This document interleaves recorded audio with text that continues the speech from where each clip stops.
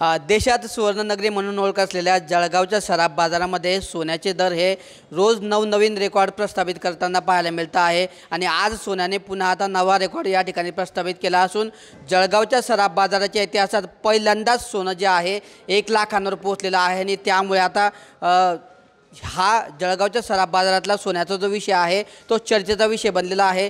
त्यामुळे कुठेतरी आता जे आहे या ठिकाणी जुनं जे सोनं ज्यांनी खरेदी केलं असेल त्यांना चांगला परतावा मिळतो आहे। मात्र दुसरीकडे आता भाव वाढल्यामुळे भाव गगनाला भिडल्यामुळे हे जे सोनं आहे ते नक्कीच सर्वसामान्यांच्या आवाक्याबाहेर जात असल्याच्या प्रतिक्रिया या ठिकाणी येत आहेत। आपल्यासोबत ग्राहक आणि सोनं व्यावसायिक आहेत, आपण त्यांच्याकडून जाणून घेणार आहोत की काय सांगणार कशा या सोनं जे आहे ते 1 लाखांवर पोहोचलं होतं।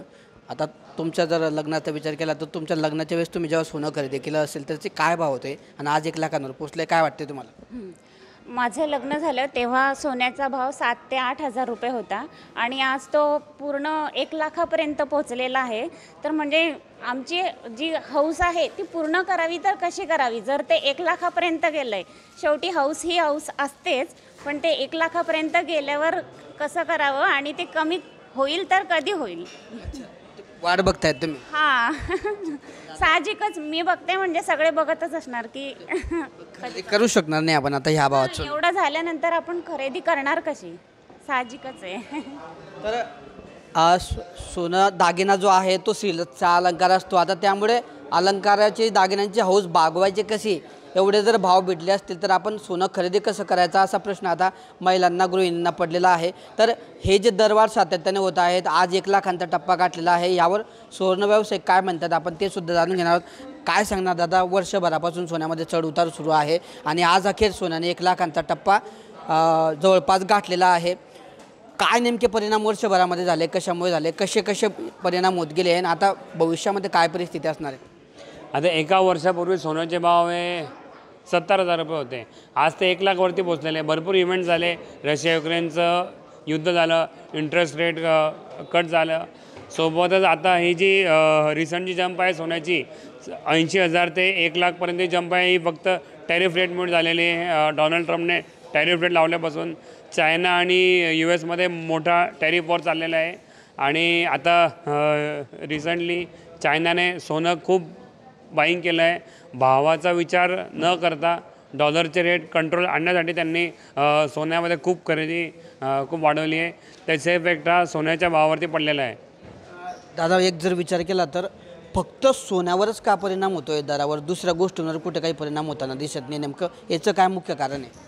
आता सोनं हे सेफ इन्व्हेस्टमेंट आहे। कोणतंही मार्केट जेव्हा कुठेही काही घडलं तर सोन्याचे भाव वाढतात, ते का? कारण की कुठेही काही घडलं अनस्टेबल होता मार्केट आणि सगळी मोठी इन्व्हेस्टमेंट आहे, हेज फंड्स, इन्स्टिट्यूशन, बँक्स, देश, हे सगळे सोन्याकडे वळतात आणि सगळी इन्व्हेस्टमेंट ही सोन्यामध्ये वाढते आणि सोन्याचे भाव वाढतात। आणि रिसेंटली चायनाने जी सोन्यामध्ये जी बाईंग केलेली आहे ती 4 महिन्यात जेवढी बाईंग त्यांनी केलेली आहे ती आता या 10 दिवसातच तेवढी बाईंग केलेली आहे, म्हणून तोही खूप मोठा इफेक्ट आहे। म्हणजे चायना US ला उत्तर द्यायसाठी ते भरपूर स्टेप्स घेत आहे। आता रिसेंटली चायनाने US ला जे मदत करतील त्यांनाही त्यांनी धमकी दिलेली आहे।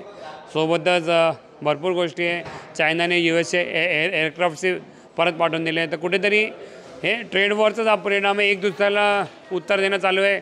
जोपर्यंत दोघं इकॉनॉमीजमध्ये काही समझोता होत नाही तोपर्यंत तर सोन्याचे भाव थांबणार नाही। आणि एक जर म्हटलं तर आपला निसर्गाचा नियम असतो, जसा एखादी वस्तू खूप उंच जाते त्याच्यानंतर तेवढ्याच वेगाने खाली येते, तसं सोन्याच्या दराच्या बाबतीत पुढे भविष्यामध्ये घडेल का? कारण 1 लाखांवर सोनं पोहोचलेलं आहे, प्रचंड दराने सोनं दिवसेंदिवस वाढतं आहे, ते याचा परिणाम काय असणार आहे? वाढत जाणार आहे सोनं की तेवढ्याच वेगाने कमी पण होईल का, असं वाटतं का भविष्यात?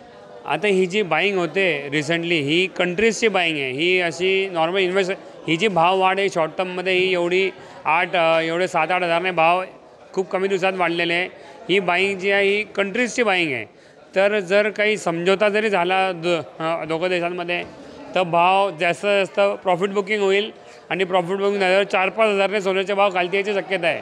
पण येणारे बाकीचे इव्हेंट्स आहे, जिओपॉलिटिकल टेन्शन, रशिया युक्रेनचं युद्ध, इंटरेस्ट रेट कट व्हायची शक्यता आहे, डोनाल्ड ट्रम्पने जो फेडरल रिझर्व्हचे जे चेअरमॅन आहे त्यांनाही काढायचे त्यांनी धमकी दिलेली आहे. हे सगळे इव्हेंट्स हे सगळे सोन्याला वरतीच नेतील.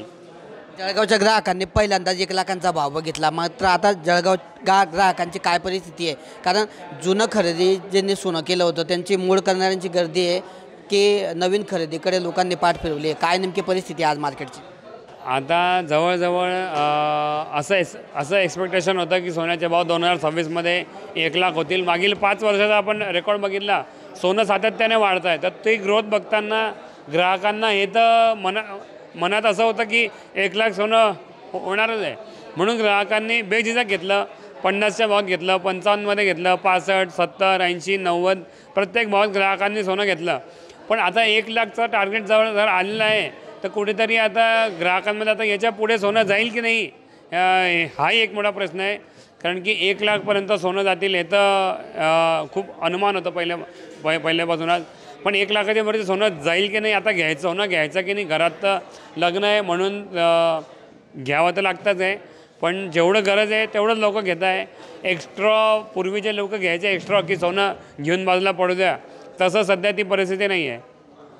तर हे होते आपल्यासोबत जळगावचे सराफाविष्कार. आपण जर बघितलं तर सोन्याने आज दराचा नवा रेकॉर्ड या ठिकाणी प्रस्थापित केला. सोन्या तज्ज्ञांचं म्हणणं होतं की 2026मध्ये सोनं 1 लाखांवर जाण्याची शक्यता होती, मात्र आज 2025मध्ये सोन्याने 1 लाखांचा टप्पा गाठल्यामुळे आता पुढचे सोन्याचे भाव 2026मध्ये काय असतील हा अंदाज आपण लावू शकतो.